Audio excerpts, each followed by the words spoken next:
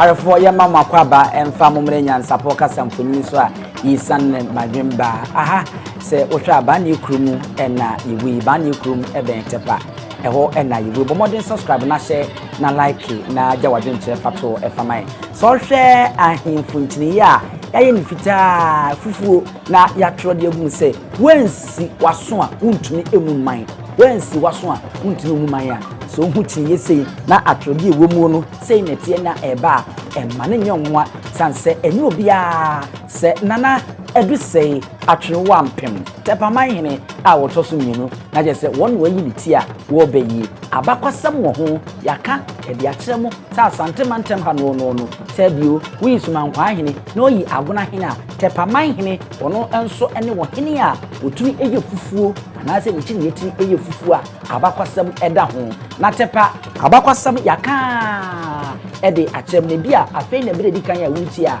abakwasam tirema okonfo bia na ye friend baanie na sa atemu abusua wo mudi akonwa yie enya babelma na otumi se nkomwo se babelma beba ama wababa bedi tepa akonwa no so ampa ba panyin wo na ofafuro na wo ya wo babelma no eno na ye opemso ani so na eye ne fe eye na kono a wo de tinye ye ya hyenso de ye fufuo yi ede ema wo mo se eno nya hyenso de wo hwe fufuo de a ese gina ho ema nkunimde eno nti ne ye Tepamanhene nana Adusei Atwenwa Ampem opie bia na wo ba na kyese fufuo na eye ne kini ya esine so a ebeyi na de ma ne dam sonko enso ene emu atwede wose se wansi waso a untumi emu eman eno ene ade a Tepamanhene nana Adusei Atwenwa Ampem watro na wode agu ne kini nu sabne se uhwemu a